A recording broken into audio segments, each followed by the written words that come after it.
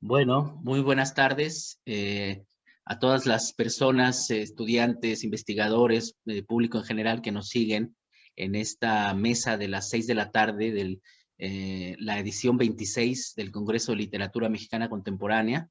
Es un placer para mí estar moderando esta mesa tan interesante, tan atrayente. Y sin más, la mesa se llama El Antropoceno, Crisis Climática y Literatura Mexicana. ¿Sí? Vamos a tener en la mesa a Francisco Serratos, a Luis Felipe Lomelí y a Mónica Nepote. Y sin más preámbulo, le voy a dar la palabra a Francisco Serratos. Él nos va a presentar un trabajo que se llama Climate Fiction contra Realismo Climático, formas de narrar la crisis climática. Francisco Serratos es ensayista, crítico y editor mexicano, es licenciado en literatura por la Universidad Autónoma de Ciudad Juárez, maestro en español por la New Mexico State University y doctorante por la Arizona State University. Sin más preámbulo, le doy la palabra a Francisco. Adelante, Francisco. Hola, ¿qué tal? Bueno, voy a comenzar y hablar lo más rápido posible porque no tenemos mucho tiempo, ¿está bien? Mi tarea va a ser presentarles una idea muy general de lo que es el antropoceno y después una explicación, si me da tiempo, de su impacto en la cuestión literaria, ¿ok?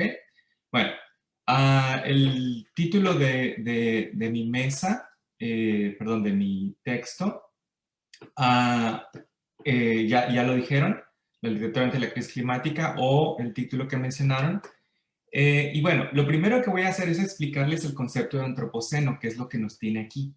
Pero el concepto tiene orígenes con la International Geosphere Biosphere Program, que es un grupo de científicos muy importantes encargados cada año de hacer un diagnóstico sobre la crisis climática. Y el concepto surgió por primera vez en un congreso celebrado en la ciudad de Cuernavaca, en México, en el año 2000.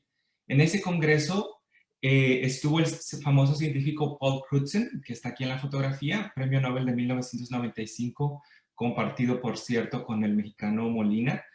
Y él soltó ese concepto ahí, y más tarde, 2 años más tarde, lo reivindica en un artículo que se hizo muy famoso. Y finalmente, en el 2016, el Anthropocene Working Group of the International Commission on Stratigraphy aprobó el concepto, concepto en otro congreso en Cape Town, ¿no? Obviamente con sus propios debates, porque hay estratígrafos que no aceptan totalmente este concepto, ¿ok? Pero hay evidencia de que en realidad la primera persona que utilizó esta palabrita, antropoceno, en realidad fue el geólogo ruso Alexei Pavlov en 1922, quien hizo uso de esta frase que vivimos ahora una época bajo un sistema antropogénico o antropoceno, ¿no? Pero no quisiera dejar de mencionar que hay otros conceptos para referirse a esta supuesta edad o periodo geológico del humano. Algunos de estos son, por ejemplo, el que yo más uso es capitaloceno, plantacionoceno, debido al impacto brutal de la agricultura global. Otros que manejan conceptos como catastrofizoica, mixoceno y, por ejemplo, en el caso de Haraway, el catuloceno, ¿no? Y cada uno obviamente tiene sus respectivas variantes, perdón, sus respectivos argumentos ideológicos. ¿Cuándo surge qué es lo que define el concepto de antropoceno? Bueno, define precisamente el impacto de las actividades humanas en el planeta Tierra, ¿no? Y un debate muy común que no ha parado es cuándo iniciamos este nuevo periodo, si es que ya estamos bajo un nuevo periodo en el que la humanidad es una fuerza geofísica capaz de alterar todo un planeta entero, ¿no? Bueno, aquí hay algunas propuestas. Por ejemplo, el paleoclimatólogo Rudiman dice que inició hace 8.000 años, más o menos con la agricultura. Otros lo sitúan hasta 12.000 años antes, en el Pleistoceno, la extinción de animales gigantes. Cushman, un historiador ambiental, lo sitúa en el 1830 con la famosa época del guano en Perú. Crutzen al principio dice que es el año 1784, el año en que se patentó el cuarto modelo del motor de vapor de Watt, ¿no? Y después Crutzen en otro artículo va a decir que la mejor fecha para el inicio de esta nueva era, o perdón, periodo geológico, es 1945. O sea, la época de la posguerra, cuando inicia esa época conocida como The Golden Age of Capitalism, ¿no? O sea, la época dorada del capitalismo norteamericano. Y otros científicos se sumaron a este año, como los famosos geógrafos Lewis y Maslin en varios artículos, reivindican la fecha de 1945 y luego le ponen a esta época, le ponen entre 1945 y 1970, le ponen como el mote de The Great Acceleration. The Great Acceleration porque se aceleran, como muestran en estas gráficas, absolutamente todos los sectores socioeconómicos de la sociedad rompen récord, ¿no? Producción de acero, producción de papel, natalidad, etcétera, ¿no? Como ven aquí. Y se fijan, todo comienza más o menos en esa época, ¿no? 1945, y por eso digamos que es como que la fecha oficial, ¿no? Hay debate sobre esto, yo no estoy muy de acuerdo con ello, pero está bien, ¿ok? Bueno, ¿cuál es el impacto de esto en la literatura?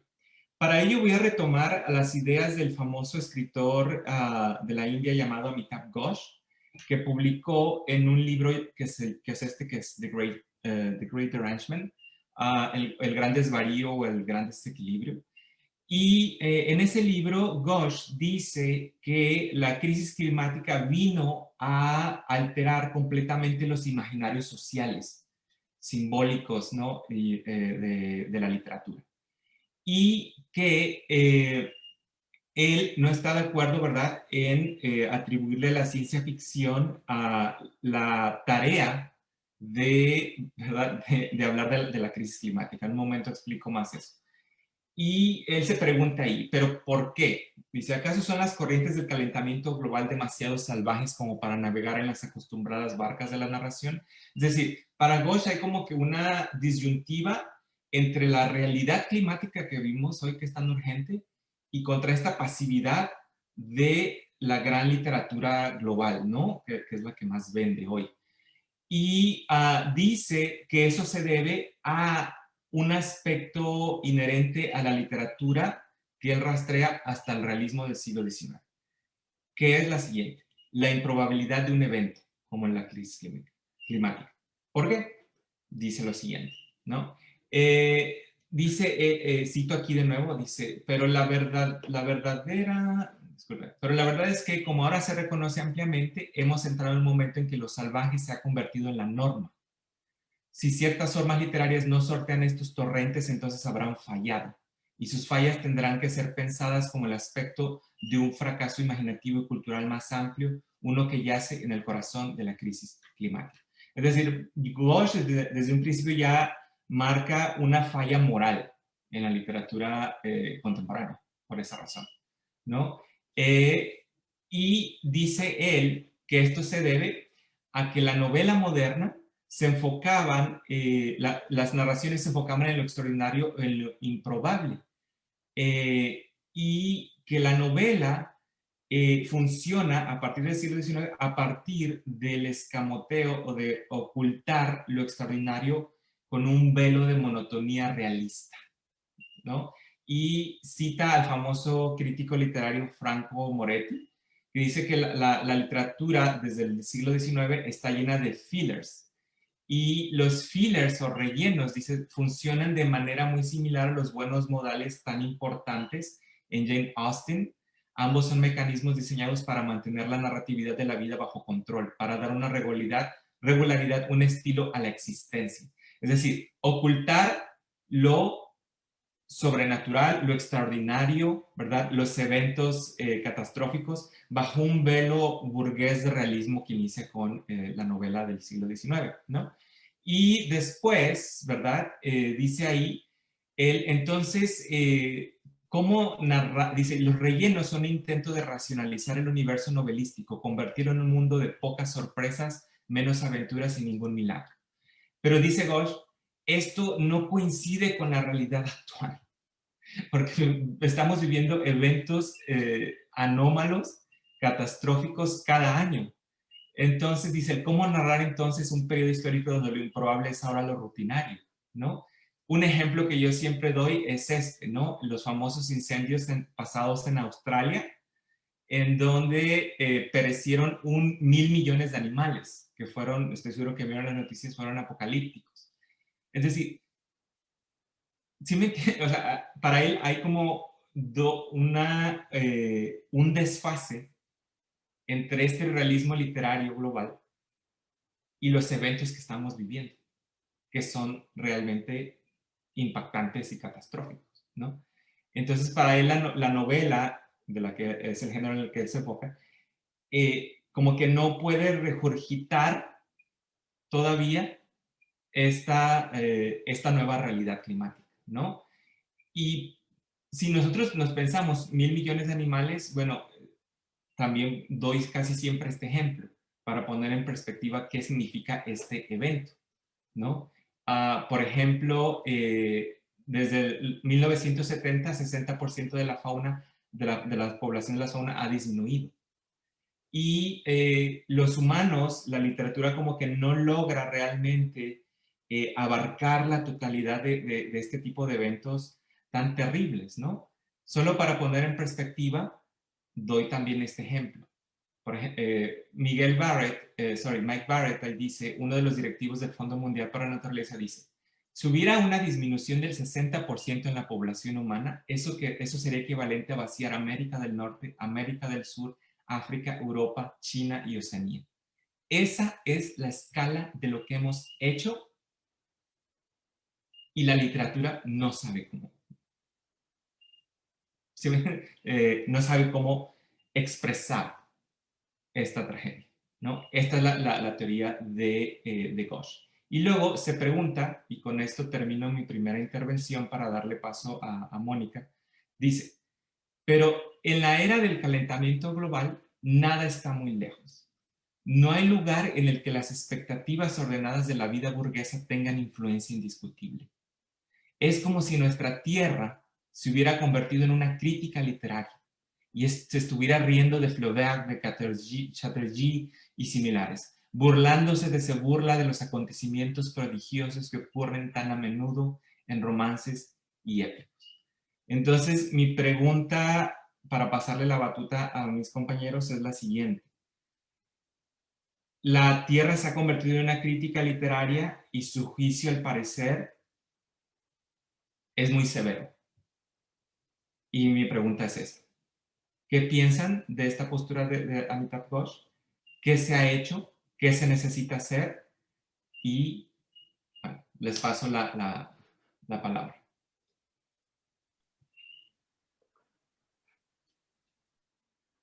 Gustavo, está tu micrófono apagado. Ahí ya, perdón. Muchas gracias, Francisco. Yo le voy a darle inmediatamente la palabra a Mónica Nepote.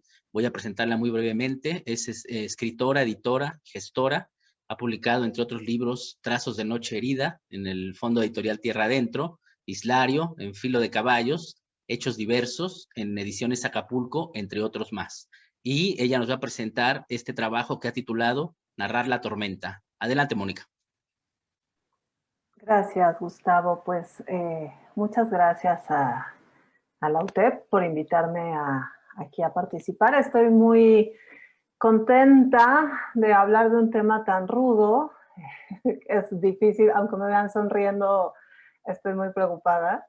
Y lo que me tiene muy contenta es justo enarbolar o entretejer todos estos cuestionamientos y estas inquietudes con dos muy queridos y admirados colegas de estas prácticas de escritura y también pues de estas prácticas de lectura de todo esto que ya nos presentó Francisco.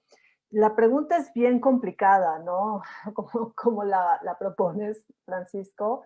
Y bueno, esto que es así como se titula, digamos, mi participación acá es, en efecto, como que me quiero enlazar con lo que dices, es eh, qué encontramos, o sea, dónde está, cómo podemos rastrear, si de veras tiene huella, si les interesa, si le interesa a la literatura realmente entretejer este tipo de relatos. Y por qué no, en el caso de que no lo veo yo, bueno, yo en lo particular no lo veo tan presente como yo quisiera que estuviera, por muchas razones que espero alcanzar a exponer, y cuáles serían las posibilidades. Y en ese cuáles serían las posibilidades sería como una propuesta para lanzar, pero pues es algo que no lo puedo hacer yo sola, obviamente, sino que es una colectividad la que tiene que responder, ¿no? A mí me preocupa justo ver como esta ausencia de preocupación ante las realidades que están expuestas a gritos en en muchos espacios que se documentan en muchos espacios, que a veces las encuentro también como preocupaciones mucho más expresadas en otras ramas artísticas, ¿no? En el cine documental, desde luego, en las artes visuales también un poco, y a veces siento que en la literatura y sobre todo bueno, en lo que eso que llamamos literatura mexicana, quizá también la encuentro muy poco. Y mi pregunta es ¿por qué? ¿No? Alguna vez conversando justo con Francisco, pues lanzábamos entre Gabriela Damián, él y yo, como varias hipótesis, y yo lo que pienso, lo que imagino es que vivimos en un país con una crisis de derechos humanos muy, muy fuerte, y a veces, desde luego, eso nos hace centrarnos en que todas las narrativas y, bueno, las poéticas también, ¿no? Se centren en esas grandes tragedias que vivimos cotidianamente y que son parte de nuestro día a día y que son terribles, ¿no?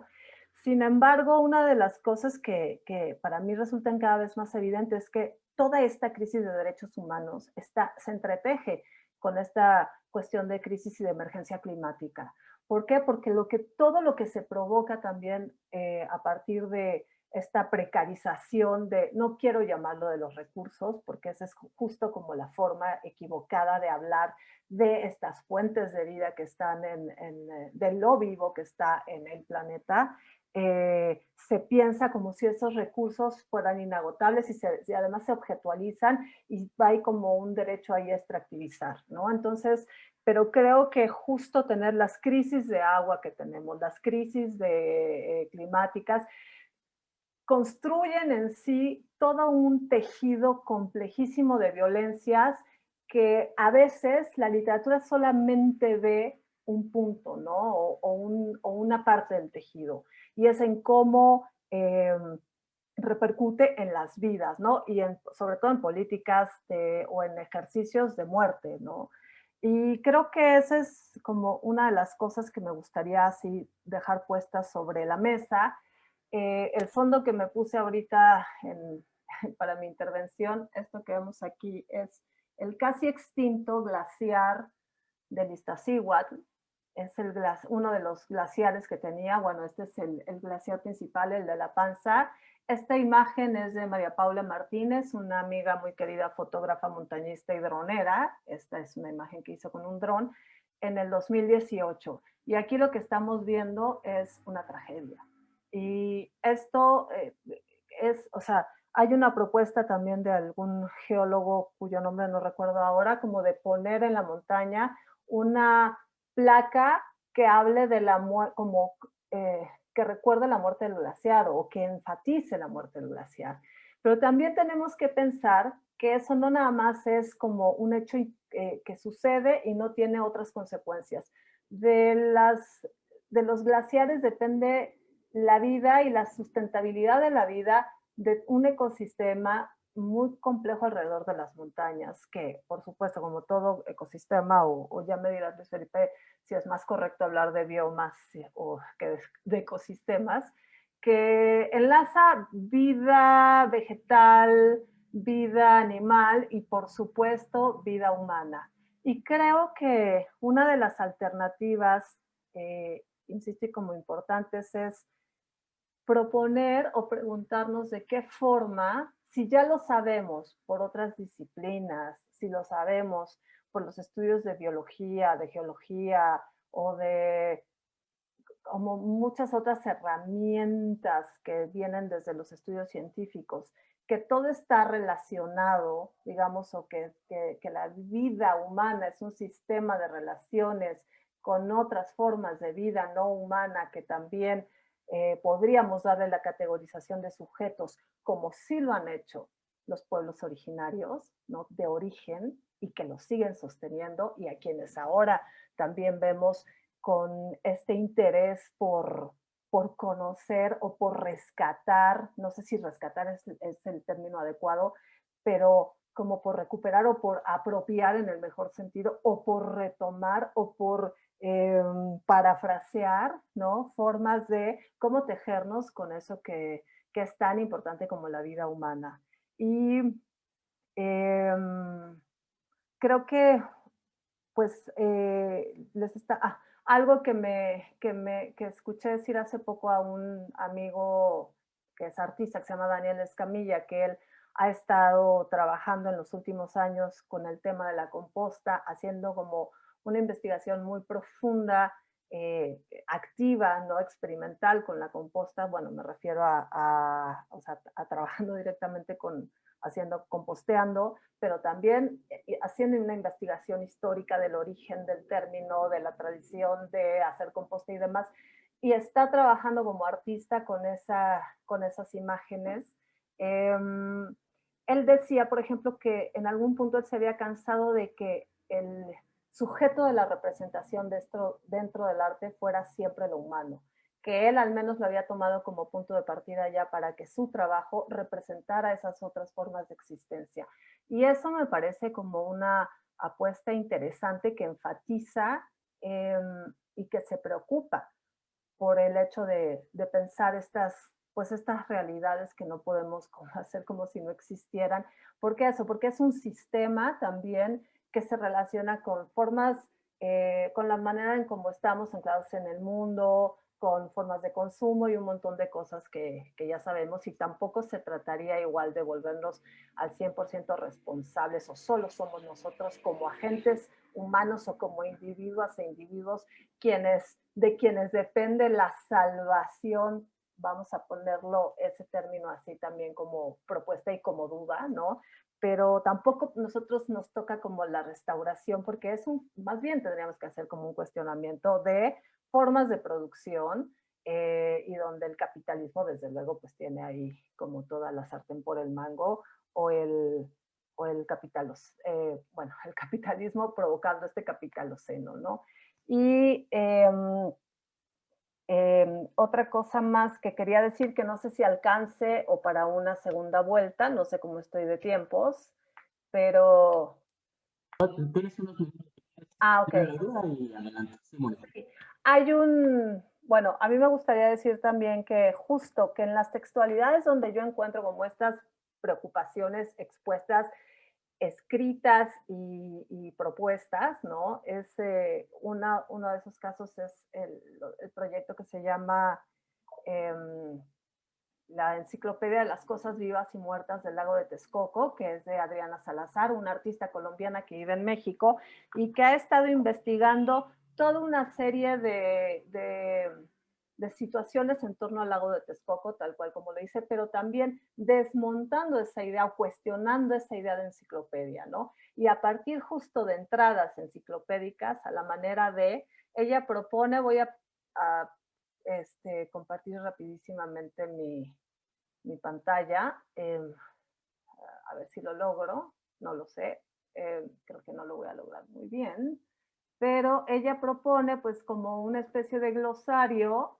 No, esto no es, no lo voy a lograr, porque creo que atender dos cosas me pone un poco nerviosa. Pero bueno, ella propone a partir de una entrada de glosario no solamente la definición de términos como agua, como basura, como teléfono, como concreto, que tienen una relación y una historia con la realidad del lago de Texcoco, sino que es un sistema, una serie de relatos entrecruzados donde hablamos de lo vivo y lo muerto, lo que, en el sentido de que qué es un ser vivo y qué es un objeto inerte, y donde también las historias de los objetos importan, y por ejemplo el concreto tiene un protagonismo importante porque tiene que ver con todo el proceso de desecación de ese lago de Texcoco, que hace unos años estuvo en una campaña intensa, como ya sabemos, que fue defendido por pobladores, y yo vi a más de un escritor decir, pero es un lago ya seco, ¿no? Dando por hecho una realidad que además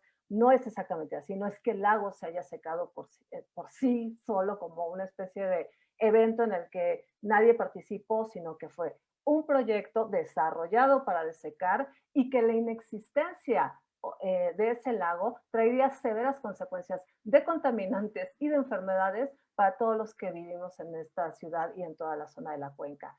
Adriana Salazar expone como todos los ecosistemas que sí suceden y que tienen que ver relacionados con esa cuenca de agua. Y lo relata de una manera, pues, en donde ayudada como por herramientas que tienen que ver con ideas que vienen de Haraway o de Anat Singh, enlazan territorio, personas humanas con personas no humanas. Y creo que ahora sí ya te veo, Gustavo, así como diciendo, ya cállate, ya No, estás no. en tu tiempo. No, para nada. Bueno, pues dejemos aquí esta primera intervención. Va a haber preguntas y yo creo que habrá también oportunidad de ir desplegando un poquito más de todas las intervenciones de ustedes, ¿no? Muchas gracias, Mónica. Le voy a dar la palabra a Luis Felipe Lomelí, un escritor mexicano que tiene, entre otros libros, Todos Santos de California, Ella sigue de viaje, la novela Cuadernos de Flores y el ensayo de divulgación científica, El ambientalismo.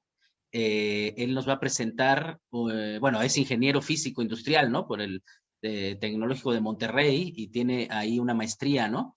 En ecología de zonas áridas en la Universidad Autónoma de Madrid.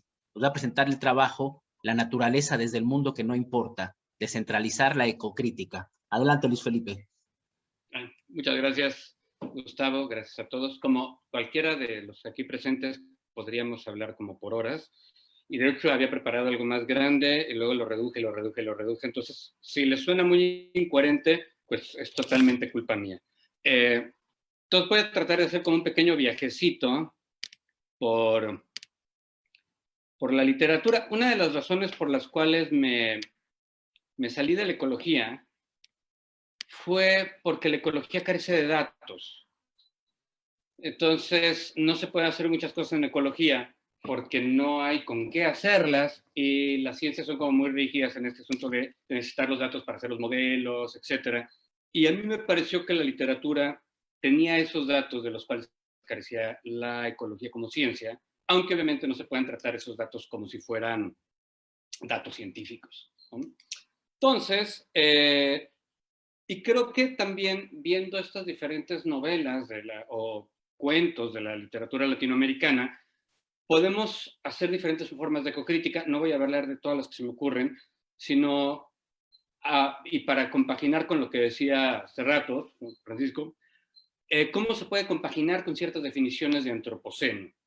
Entonces, empecemos con la que en teoría es la primera novela ambientalista latinoamericana. En realidad no lo es, pero la crítica ha dicho que sí lo es. Y es, por supuesto, la de un viejo que leía novelas de amor, de Luis Sepúlveda, tocayazo, que sucede en Ecuador, en la parte de la Amazonía de Ecuador, donde está el Parque Nacional Yasuní. Y si uno ve la imagen así tal cual, pues parece que la selva está a todo dar. Pero si uno se mueve para acá, encontramos esto de aquí, que desde lejos, gracias a Google Maps, pareciera que es como hasta parte del río. Pero si uno se acerca, aparece esta bonita leyenda, Repsol Oriente. Todos estos puntos son campos petroleros de Repsol, esta empresa transnacional semi-española, pero multinacional, ¿no? Lo cual, por supuesto, siguiendo este recorrido que hizo Francisco, pues entraría dentro de la categoría del antropoceno de la gran aceleración, ¿no? Y uno se pregunta, bueno, ¿y quién está recibiendo los beneficios de extraer el petróleo en la Amazonía? ¿Y quién está recibiendo todas las consecuencias negativas? Y las consecuencias negativas, pues es claro, ¿no? Es las personas que viven acá. Y los beneficios, pues se van a Europa y tal vez algunos aquí al otro lado de la cordillera, a unas cuantas personas de Quito. Si cambiamos a otro de los escritores latinoamericanos conocidos, a Horacio Quiroga, nos vamos a Misiones, Argentina, donde están todos esos también maravillosos cuentos de la Amazonía, donde la marabunta te podía comer vivo si no te despertabas, si no traías tu quinina, etc. Y si nos acercamos a lo que era esta selva inescrutable, tenemos esto. Desde aquí se puede apreciar, pero nos podemos acercar, qué es lo que hay. Básicamente ya la selva como tal no existe, es todo un ecosistema parchado. ¿Para qué está parchado este ecosistema que se cultiva ahí? Bueno, pues lo mismo que se cultivaba en las misiones jesuitas de la película con Robert De Niro. El 80% del mate, de la yerba mate argentina, se cultiva en Misiones. Y por supuesto esto podría entrar dentro de la categoría de plantación seno, una categoría que no me gusta mucho por ciertas implicaciones racistas que tiene, pero que podría empalmarse ahí para tratar de hacer algo. Luego, si nos movemos hacia el otro lado, que justo se me hizo muy simpático porque Gregory Cushman es mi vecino, vive aquí a cuadra y media de la casa, hizo su trabajo pues de ahí de Antofagasta. Entonces, si nos vamos a Antofagasta, Antofagasta está en medio del desierto de Atacama, y lo que podemos ver esto, ¿no? Es un desierto en donde básicamente nunca llueve, pero vean estos puntos verdes, que de hecho es una imagen satelital que hace un año no aparecía en Google Maps, ¿no? Y lo que yo originalmente les iba a mostrar es algo que está más abajo por acá en la carretera. Acá. Yungay. Yungay es esto. O sea, Yungay es absolutamente la nada. Es el mundo postapocalíptico donde no queda absolutamente nada. Si tuviera más tiempo les mostraría las fotos del cementerio, porque lo poco que queda de Yungay son las tumbas y las lápidas y las cruces de Yungay. Yungay perteneció a una serie de pueblos, también llamados oficinas, como esta de acá, que es bastante más grande, la oficina Eugenia, que se dedicaron a finales del siglo XIX, principios del siglo XX, a sacar salitre. El salitre se utilizaba sobre todo para hacer fertilizantes y para hacer bombas. Y tuvo un gran boom, por supuesto, durante la Primera Guerra Mundial, para que los europeos se mataran muy bien entre sí. Luego, cuando vienen los procesos sintéticos, literalmente se acaba la pampa. O sea, todo el trazo de las vías férreas, de las carreteras, todos los pueblos de la pampa, desaparecen totalmente. A toda la gente que fue ahí buscando una mejor vida, pues o la asesinaron porque hubo matanzas por parte del ejército, o terminaron fugándose o terminaron muriendo en el desierto. Y de los pocos vestigios que tenemos de qué pasó en La Pampa son precisamente las novelas de Hernán Rivera Letelier, y casi todas suceden allí en un lugar que ya no existe. La novela que sucede en Yungay es Mi nombre es Malarosa. Y si ya nos vamos a un mundo más cercano, de todos conocidos, Comala. Aquí tenemos algo maravilloso porque tenemos muchos posibles antropocenos juntos. Del otro lado del volcán de Colima, este es el volcán, está el llano, sí, el famoso llano de El Llano en Llamas, que se veía desde la casa de Arriola acá en Ciudad Guzmán. En el llano, según algunos estudios paleontológicos recientes, parece que fue la domesticación de todas las especies que conforman, digamos, el corazón de la dieta mexicana. O sea, la calabaza, el chile, el maíz, el frijol, etc. Y precisamente se dio porque eran semillas que resistían a las quemas. Si uno ve la estructura del llano, aquí, está lleno de cañadas. Entonces, lo que hacían los pobladores nahuas de hace 10,000 años, era prender fuego para que los venados o los jabalíes y demás corrieran hasta el fondo de una cañada y ahí los pudieran matar. Y luego resultó que las semillas que sí se mantuvieron son las que ahora conforman nuestra dieta. Y eso obviamente iría con la tesis de Rudiman. Pero si nos regresamos a La bonita Comala, obviamente ya todos conocemos la novela, Pedro Páramo, ¿no? Es un cacique de una hacienda, la hacienda de Comala está aquí en Nogueras, que ahora es un museo que tiene un ecoparque maravillosamente, y está muy lindo. Aquí tenemos el casco de la hacienda, estas ruinas que se ven aquí son el ingenio que era de la hacienda, y que por supuesto ya quebró y está en ruinas. El cacique se cruza de brazos y Comala se va al traste. Pero si vemos el mapa, resulta que acá, esto blanco que vemos de este lado, son las plantaciones de Nature Sweet.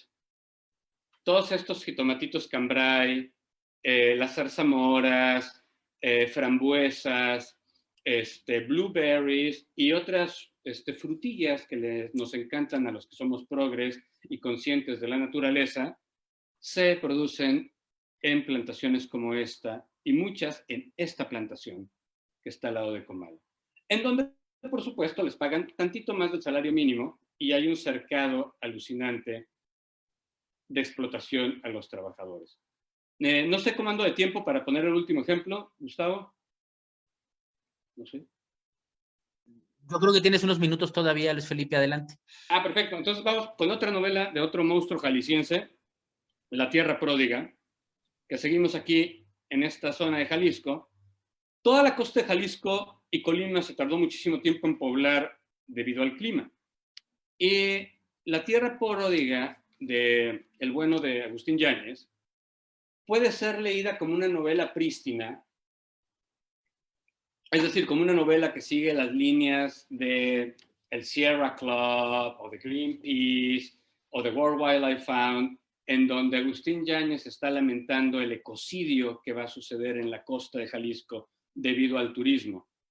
El único pequeño problema que tiene este ecocidio es que Agustín Yáñez fue gobernador de Jalisco y fue el principal promotor de la colonización de la costa de Jalisco. Sin embargo, si uno ve la costa de Jalisco, parece que realmente no hubo mucha población o mucha colonización. Y esto es debido a otra historia bastante terrible que se centra en esta parte de aquí, Chamela, Careyes, Cutzamala. Entonces resulta que en algún momento dado, desde los 70, hay un montón de historias sobre esta historia, pero me voy a centrar en unas. Un grupo de ricos, los uber rich del mundo, decidieron que ese era un gran lugar para tener su casita de campo. Y básicamente todos los desarrollos turísticos que existen en Careyes o en toda esta región de la costa de Jalisco son casas privadas. Ni siquiera son hoteles. O sea, son casas como esta de aquí, de la punta. Esta de aquí era de Franco Viñone, un ultramillonario, pero también hay otras de James Goldsmith y de otros ultramillonarios. Es la Casa Mi Ojo que hizo el arquitecto Marco Aldaco. Y uno puede repasar una noche ahí, porque son democráticos y admiten a todos, siempre y cuando uno tenga $7,000 para pagar cada noche. Y el decreto de la Reserva Natural de la Biosfera de Cutzamala, en donde hay un centro de investigación de la UNAM, se hizo precisamente porque esta bola de ultramillonarios del mundo no querían que nadie más fuera para allá. Entonces, la Reserva de la Biosfera de Chamela-Cutzamala es en realidad una suerte de patio trasero o de jardín de recreo de los ultramillonarios del mundo. Entonces yo creo que ya se me acabó el tiempo. También podemos ver cosas de plantación seno. De hecho, si se fijan, estas plantaciones de aquí alrededor de Emiliano Zapata son puros plantíos de coco, por la fiebre de coco que hubo alguna vez y luego se abandonó, ¿no?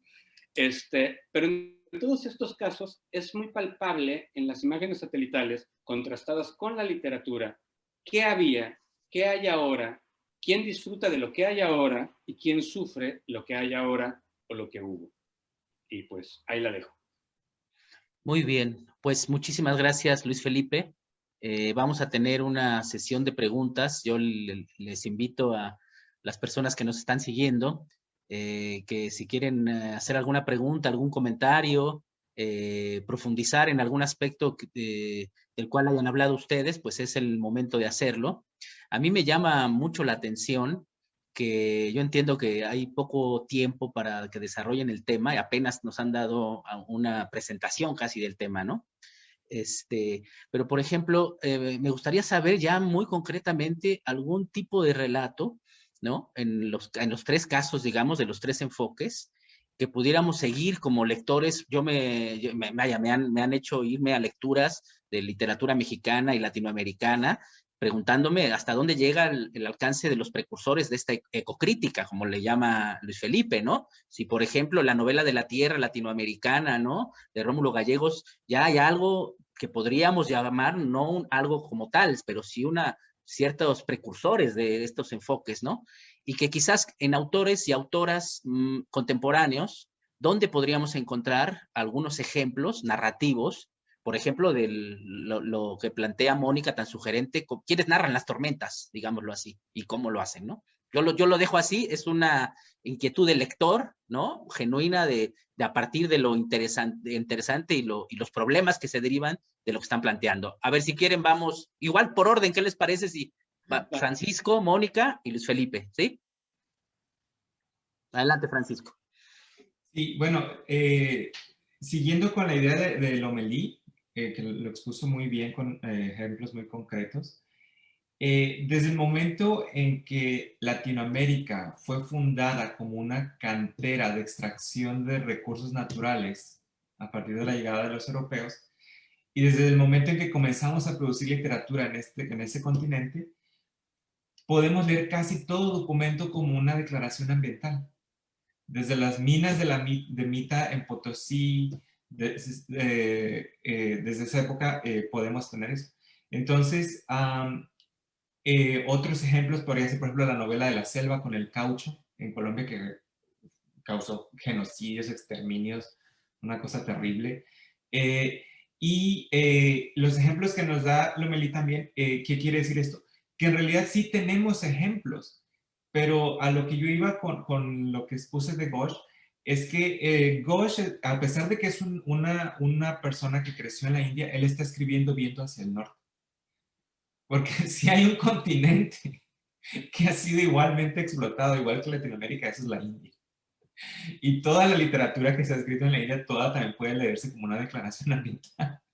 Entonces, que él diga que no hay documentos que hablen de crisis climática, pues está simplemente buscando hacia un norte que piensa o concibe la crisis climática como un futuro post-apocalíptico y no como políticas realistas, ¿verdad?, que afectan comunidades, animales, humanos, y que están en los documentos, a lo mejor no literalmente, pero como nos mostró ahí Luis, ¿verdad?, se pueden interpretar de esa manera. Entonces ahí están otros ejemplos, ¿no? La novela de la selva, se me ocurre, por ejemplo, contemporáneo, autobiografía del algodón de Rivera Garza, que es muy buena, la recomiendo. Creo que cabe perfectamente en esta discusión. Otras que se me ocurren, por ejemplo, son las petroficciones. En México, un estado petrolero, hay novelas que hablan sobre conflictos petroleros y ahí entra muy bien, ¿no? La cuestión climática, de destrucción del medio ambiente, acumulación de riqueza, etcétera, etcétera, ¿no? Otra que se me ocurre, por ejemplo, podría ser, si nos vamos a Brasil, por ejemplo, la obra de Guimarães Rosa, que habla sobre las vacas. Ahí está la historia de uno de los grandes problemas ambientales del mundo, está en ese gran escritor brasileño, resumida ahí. Entonces, Claro. en mi opinión, sí hay bastante. El problema es que creo que tendremos que aprender a leerlos en clave de esta nueva realidad que estamos viviendo, ¿no? Y bueno, por ahí va mi intervención. Mónica. Muchas gracias, Francisco. No, en realidad lo que estás diciendo es que implica un giro en la misma historia de la literatura mexicana y latinoamericana, ¿no? Adelante, Mónica. Pues sí, yo también lo que pensaba en el caso recientísimo de la autobiografía del algodón de Cristina, que justo, bueno, ella acuña este término de narrativa geológica que es interesante y creo que lo que yo quiero subrayar es que lo que falta o lo que faltaría es esto que está enfatizando Serratos, ¿no? El leer o acercarnos a la narrativa mexicana. Y ahorita voy a decir por qué hablo de narrativas y cómo pienso en las poéticas, ¿no? Es justo bajo leída, ¿qué encontramos bajo esas claves? Me parece bien interesante porque en efecto, lo que proponía Luis Felipe también, porque en efecto, bueno, Yáñez está en territorio y completamente enlazado a territorio, y bueno, las tierras flacas habla de lugares de sequía, ¿no? Y el tema del agua pues también tiene un protagonismo importante. Entonces, buscar primero lecturas en clave de cómo están desde los elementos, ¿no? ¿Cuál es la narrativa de los ríos presente en la historia de la novela en México? O pienso también pues en estos artefactos que está haciendo Verónica Gerber, ¿no? Como La Compañía, que es este libro donde retoma el tema de la devastación que provoca la minería en cierta zona en Zacatecas, en México, y juega con eso también, bueno, juega en un sentido de montaje y desmontaje, junto con un cuento de Amparo Dávila.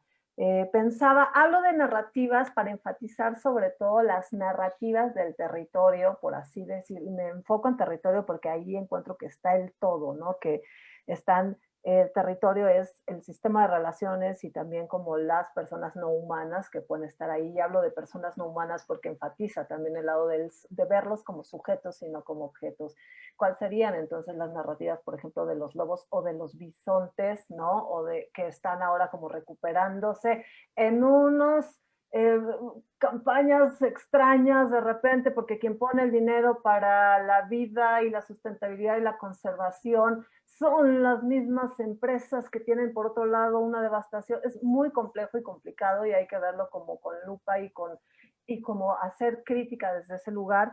Y bueno, en la poesía siempre creo que continuamente han aparecido como todos estos elementos desde siempre. Y bueno, pienso en el último libro, como El sueño de toda célula, de Marisela Guerrero, donde también politiza temas a través de la poesía y habla, por ejemplo, de todo este asunto del agua en Ayutla. Y a propósito de eso, acaba de circular recientemente el libro del lugar del agua, Palabras para Ayutla, que hicieron Saúl Hernández y Juan Pablo, no te enojes conmigo, pero se me va, bueno, Juan Pablo Ruiz, y es una compilación de textos que abordan el tema del agua, a veces de una forma que me gusta más que otra. ¿A qué me refiero con eso? Es que la forma en que está representada, digamos, como el énfasis puesto en esto de lo no humano, a veces lo siento que está, o sea, a mí me importa mucho la forma en cómo es encarnado a través de la escritura y el pensamiento contemporáneo, porque me parece que ahí está la clave como de nada más reflejar un paisaje preindustrial o reflejar el paisaje postindustrial con el que estamos pues, viendo como toda esta raquitización. Y además, pues vivimos en un país donde los defensores de la tierra son asesinados y donde no solamente son uno, dos o tres, o sea, donde es una agresión y violencia continua, y es como importante también pensar en eso, en cómo podemos abordar, digamos, esas narrativas que también son importantes. Solamente hace ratos pensaba en otra novela brasileña, la de Mad María, de Mario Sousa, que es la historia de un tren que se construye en la selva, no sé a qué me suena, pero ahí lo dejo, ¿no? Y La venganza de la selva. Claro. Muchas gracias, Mónica. Luis Felipe. No, me encantó la aclaración de Francisco sobre Ghosh, porque a mí me dio la misma impresión, o sea, que es un tipo que parte de ciertas cosas y dice varias cosas muy interesantes, pero sí se nota que su mirada y su mundo pues está en Londres, ¿no? En Piccadilly Street o something like that, y se aparta muchísimo, ¿no? De hecho, lo que yo primero me preguntaba, ¿no? Cuando hace esta afirmación de que la naturaleza termina siendo un telón de fondo en donde no pasa nada, era así de, bueno, ¿y este compa leyó el realismo mágico alguna vez? O sea, porque en el realismo mágico la naturaleza es un sujeto y hay muchos elementos y muchos sujetos de la naturaleza que actúan y además se borra la frontera entre sociedad y naturaleza, ser humano y naturaleza, de entrada, ¿no? Entonces, eso. Y sí, literalmente es un cambio de perspectiva.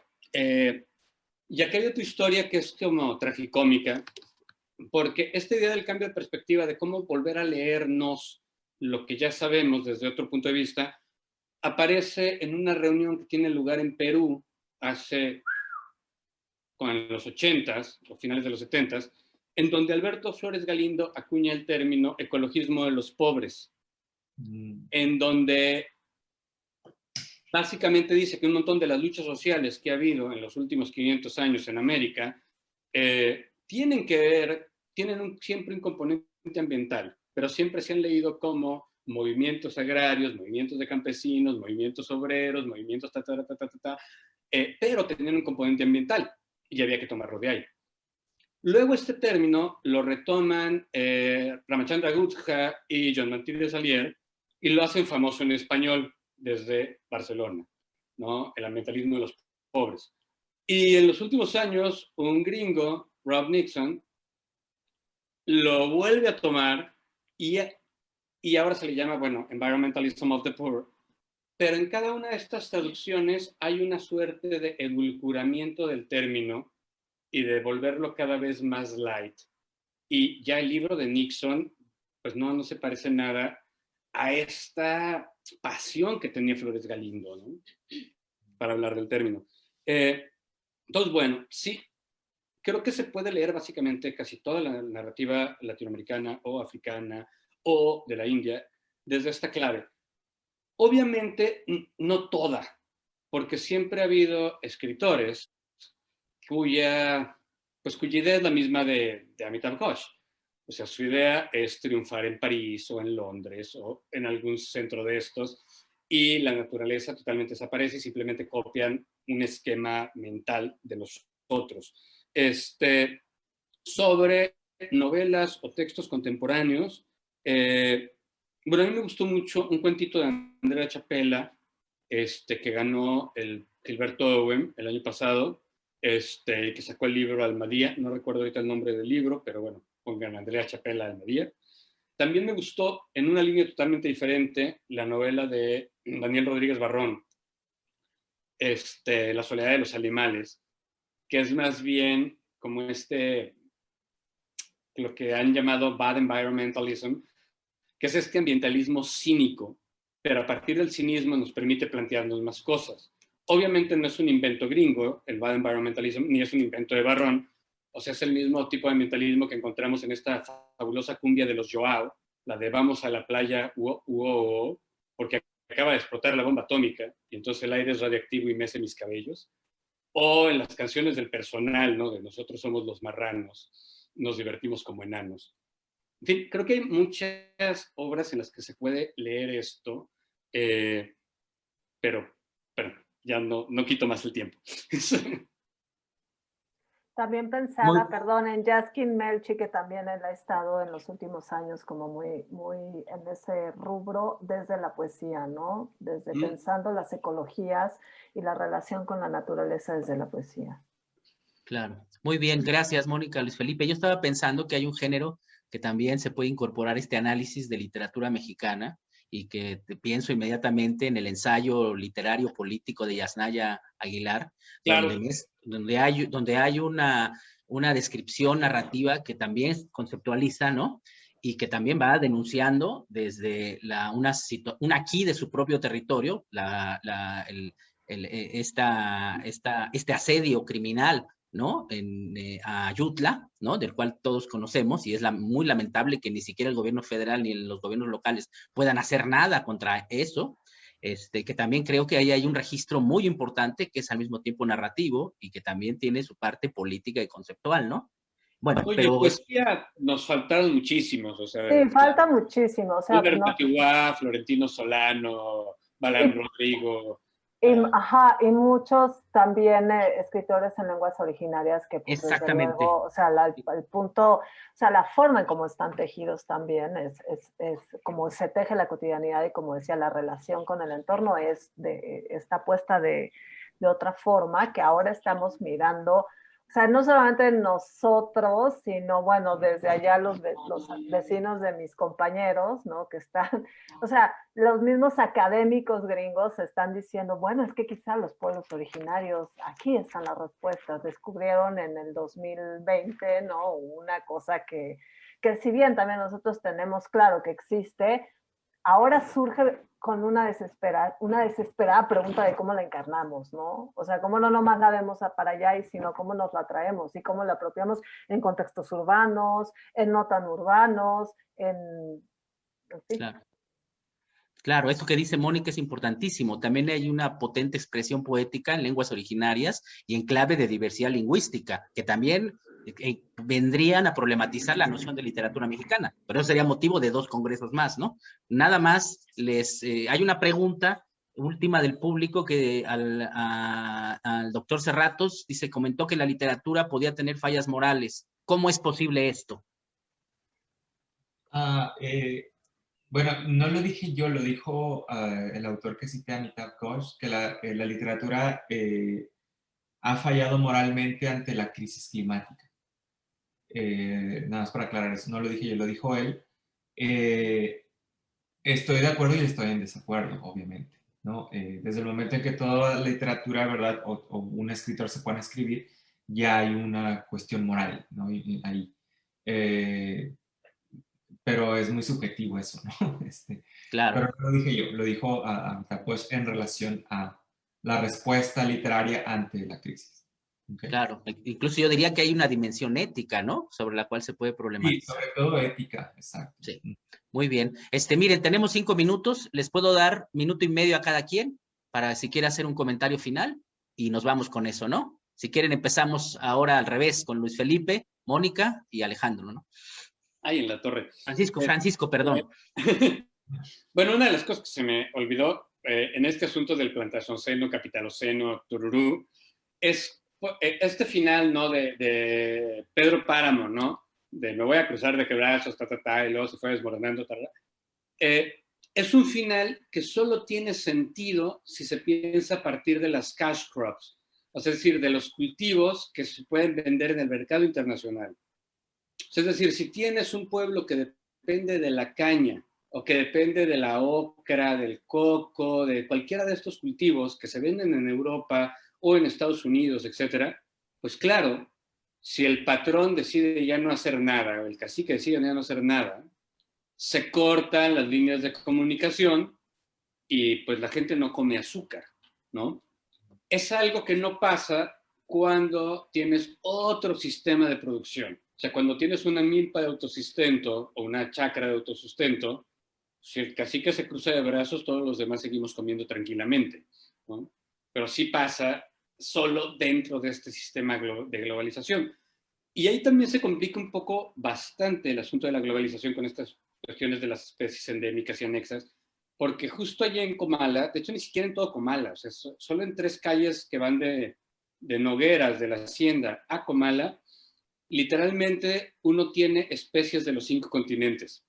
Les podría mostrar la foto, pero sí ya no nos da el tiempo. O sea, hay especies de Oceanía, hay especies de África, hay especies de Asia, hay 2, 3 especies de Europa, porque Europa no tiene especies, de Norte, de Centroamérica, de Sudamérica. O sea, ya tenemos ecosistemas de algún modo globales en lo que creemos que son ecosistemas naturales. Y eso complica mucho más todo, ¿no? Claro. Muchas gracias, Luis Felipe. Mónica. A ver, yo estoy pensando en que en efecto el tiempo que tenemos aquí para hablar de estos asuntos y para mencionar autores o para repasar es muy breve. Veía que Juan Manuel Portillo preguntaba por el trabajo de García Manrique, que desde luego también, o sea, no quisiera como decirlo como en esta lectura, pero pienso que el trabajo de lo común, bueno, de García Manrique, se embona también con los trabajos de montaje y desmontaje, como los de Verónica o los de Eugenio Tiselli, que también tiene varias piezas, él desde las cuestiones de lenguajes de programación y de lenguaje natural, donde se arma y desarma a partir del montaje y desmontaje de esto. Ahora, de estas problemáticas. ¿Cómo quisiera repuntar, o sea, apuntalar mis palabras finales? Es que a mí mi pregunta es, ¿por qué no hablamos más de esto? ¿No? Y sería un poco también mi pregunta es, ¿por qué no hablamos más en espacios como estos? ¿Por qué en los congresos no se habla más? ¿Por qué no se escribe más? ¿Por qué los escritores no escriben más de esto? ¿Por qué no nos preguntamos más cosas? Cuando a veces siento que esos espacios, o sea, que esas preguntas están ocupando otros espacios. Y a mí, que soy, bueno, como todos los que estamos aquí, personas o gente formada en las letras, me interesa que exista, ¿no? Y me interesa que se proponga desde ahí, porque la literatura la narrativa y la poesía es pensamiento también, ¿no? Y es una manera de tocar a otras personas con datos a veces duros, rudos, o con lenguajes a veces medio ilegibles, se traducen a partir de las obras literarias o del trabajo literario, para no hablar de obras, y creo que es un campo importante para hacer las preguntas. O sea, olvidándonos de categorías morales y éticas que también existirían, y olvidar así como que no podemos establecer el mandato de qué hay que hacer, pero sí creo que las preguntas son urgentes y que vivimos con eso pegado a la piel por muchas razones, porque en donde quiera estamos viendo, bueno, llevamos un año encerrados y esto mucho tiene que ver, habría que hacer otro espacio para tejer las razones por las que este tipo de problemáticas suceden, pero sabemos de la isla basura que está en el Pacífico, o sea, podemos hacer una lista infinita de problemas y no estamos hablando de eso tanto como deberíamos, desde mi punto de vista. Muchísimas gracias, Mónica. Francisco.